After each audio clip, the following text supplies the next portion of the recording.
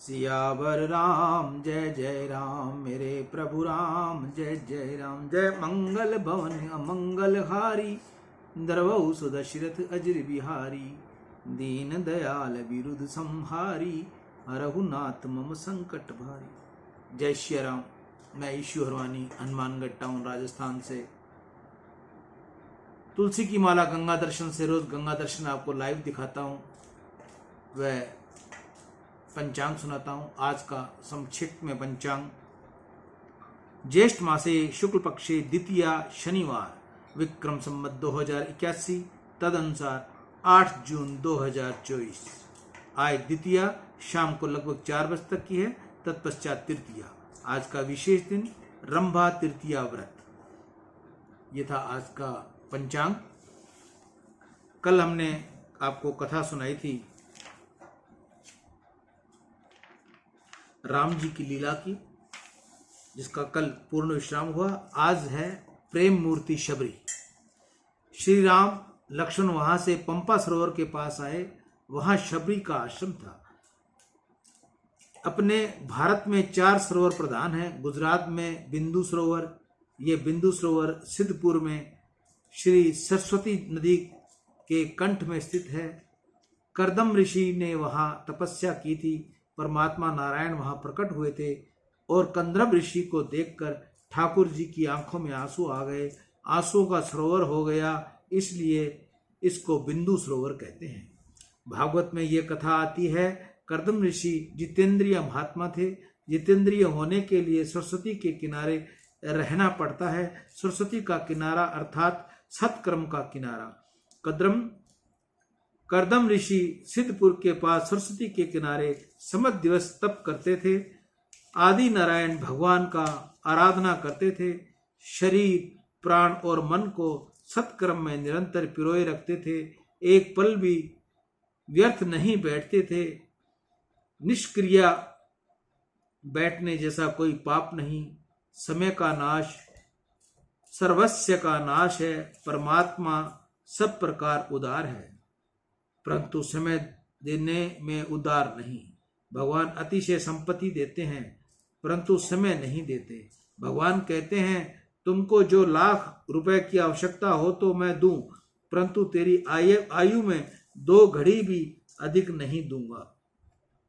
समय को स्वर्ण की अपेक्षा भी कीमती समझो। अतिशय थकान न लगी हो तो मनुष्य आराम करे, यह ठीक नहीं। कंदर्प ऋषि ने दिनचर्या ऐसी व्यतीत की कि किसी विषय में मन नहीं जाए। दुख सहन करके जो तप करता है वही महान होता है। जो बुद्धिपूर्ण दुख सहन करता है उसके पाप जल जाते हैं। करदम ऋषि ने खूब तपस्या की, शरीर की हाड़ ही बाकी रहे। करदम ऋषि की तपस्या सिद्ध हुई। प्रभु प्रसन्न हुए। करदम ऋषि के सन्मुख चतुर्भुज नारायण प्रकट हुए। भगवान की आंखों में हर्ष के बिंदु निकले। उनका हुआ बिंदु सरोवर। सिद्धपुर की यात्रा के समय इस बिंदु सरोवर में स्नान करना पड़ता है। करदम ऋषि को यहाँ पुत्र रूप में जन्म लेने का भगवान ने वरदान दिया। भगवान को जगत की साख्या शास्त्र का उपदेश करना था, इसलिए कपिल भगवान करदम ऋषि के यहाँ प्रकट हुए थे। वह बिंदु सरोवर की महिमा है। दूसरा है नारायण सरोवर।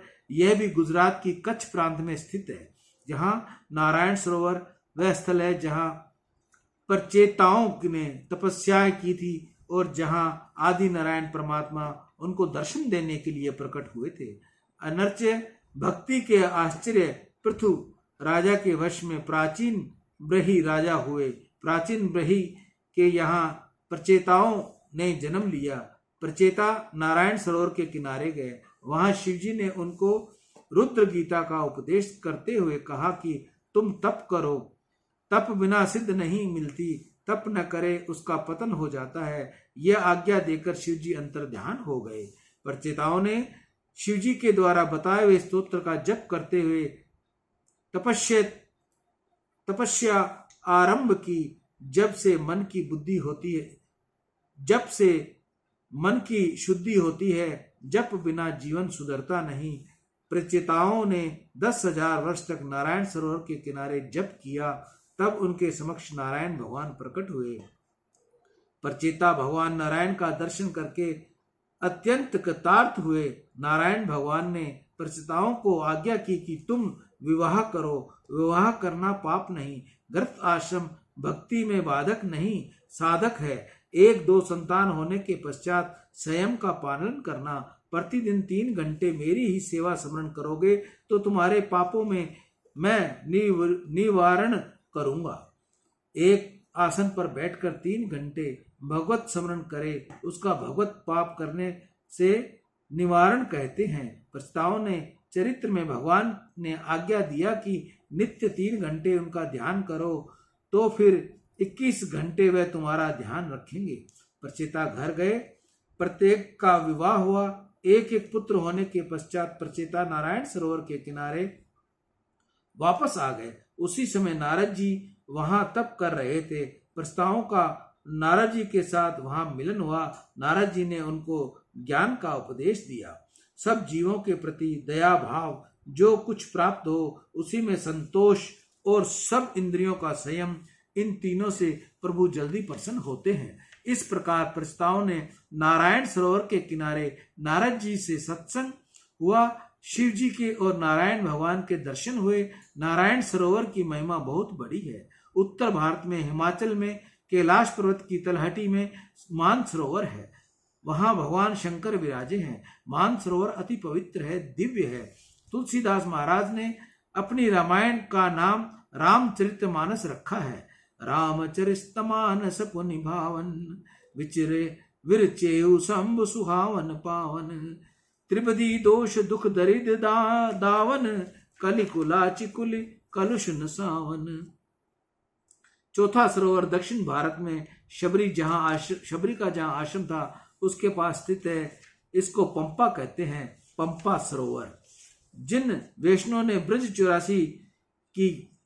84 कोस की परिक्रमा की है, उनको खबर है कि ब्रज में एक प्रेम सरोवर है। ये 5 सरोवर अति दिव्य हैं। प्रेम सरोवर उन श्री राधा कृष्ण का प्रथम मिलन हुआ था। एक बार कृष्ण मित्रों के साथ खेल रहे थे। कन्हैया जब 5 वर्ष के थे, राधा जी 3 वर्ष की थी। श्री राधा जी वहां सखियों के साथ आई थी और सखियों ने उनका विछोह हो गया था। श्री कृष्ण वहां खेल रहे थे, वहां राधा जी आ पहुंची। श्री राधा जी के सामने से आ रही थी। कन्हैया की और राधा की नजर एक हुई, 4 आंखें मिली। श्री कृष्ण राधा जी का प्रथम मिलन हुआ। प्रथम दर्शन में ही इतना अधिक प्रेम प्रकट हुआ कि आंखों में से आंसू बहकर वहां निकलने लगा। उनका यह प्रेम सरोवर हुआ। प्रेम सरोवर ब्रज में है। पंपा सरोवर दक्षिण भारत में है, जहां श्री रघुनाथ जी पधारे। शबरी वहीं विराजती थी। शबरी की कथा में एकनाथ महाराज की समाधि लग गई है। एकनाथ महाराज ने अनेक रामायण एकत्रित करके भावार्थ रामायण लिखी है। शबरी के चरित्र में तो इनको समाधि लगी है। शबरी ने पूर्व जन्म की कथा भी इनको लिखी है। शबरी के पूर्व जन्म में एक महारानी थी। राजमहल का विलास जीवन उनको सुहाता नहीं था। राजमहल में बहुत सुख था, परंतु शबरी को यह सुख सुहाता नहीं था। शबरी विचार करने लगी कि प्रभु ने यह जन्म क्यों दिया। यहाँ तो भोग विलास के अतिरिक्त अन्य कोई बात ही नहीं, सत्संग मिलता नहीं। शबरी जी राजमहल में विराजती थी, परंतु उनको संसार का सुख तुच्छ लगता था। व्यवहार में रानी का सुख श्रेष्ठ मानते थे। राजा बहुत सुखी कहलाता था। राजा को जो राज्य चलाने की कुछ चिंता होती है, परंतु रानी को भी कोई भी चिंता होती नहीं। राजा की अपेक्षा भी रानी का सुख अधिक होता है।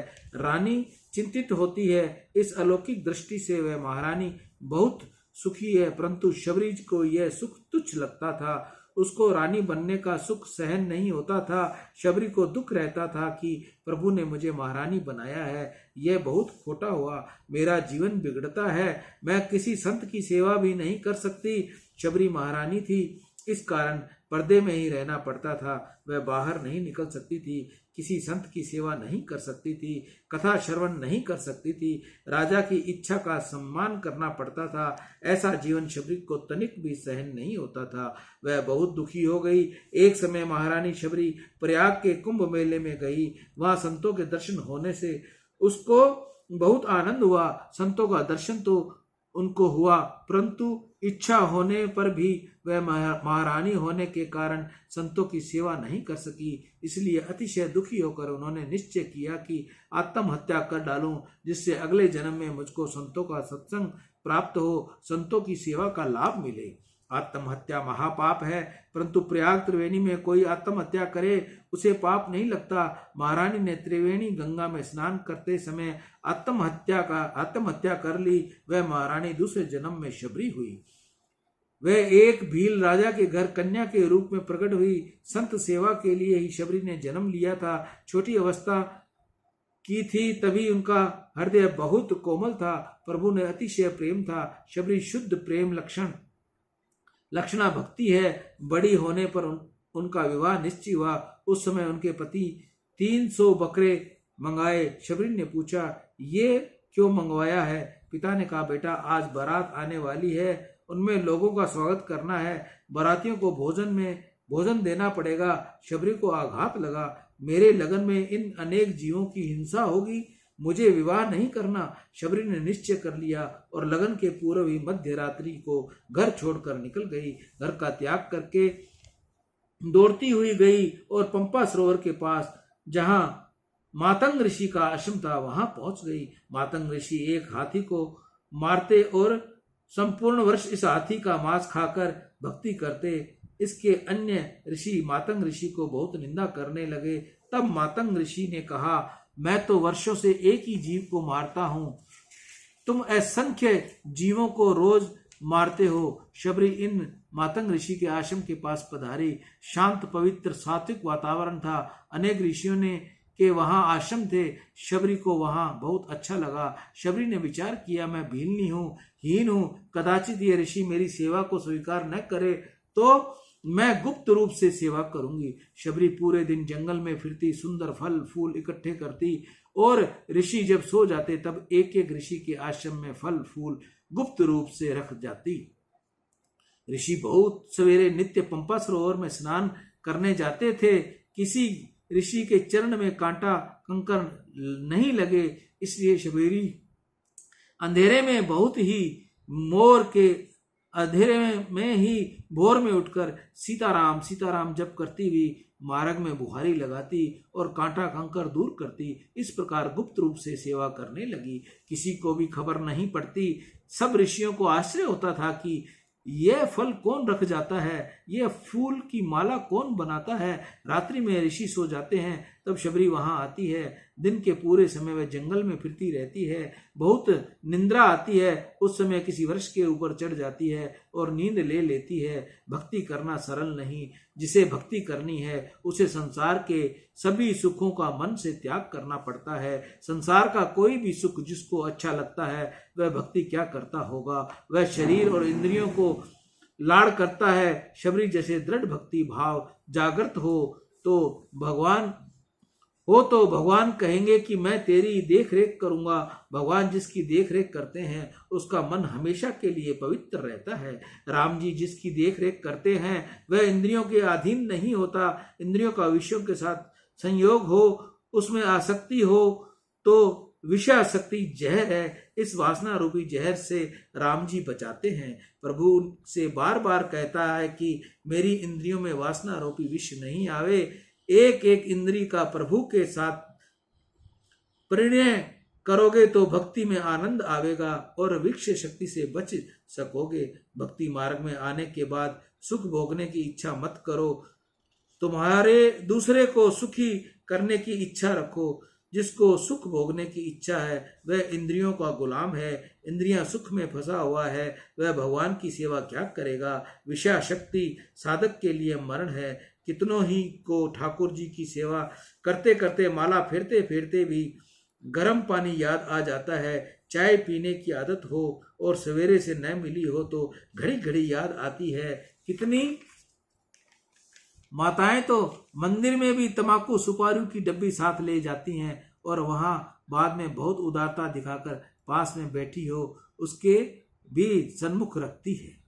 सियावर राम जय जय राम, मेरे प्रभु राम जय जय राम। जय मंगल भवन अमंगल हारी, द्रवहु दशरथ अजर बिहारी। दीन दयाल विरुद्ध संहारी, हरहु नाथ मम संकट। सियावर राम जय जय राम। समय के अभाव से आज आपको कथा यहीं विश्राम देता हूं। कल इसकी आगे की कथा प्रेम मूर्ति शबरी की कथा सुनाऊंगा। मैं ईशु हरवानी तुलसी की माला गंगा दर्शन से रोज आपको गंगा दर्शन लाइव दिखाता हूं। जिस माता बहन को तुलसी की माला चाहिए वह मेरे नंबर से मेरे से संपर्क करे। जो भी सेवा शुल्क होगा आपसे लेकर आपको कोरियर कर दी जाएगी। सियावर राम जय जय राम, मेरे प्रभु राम।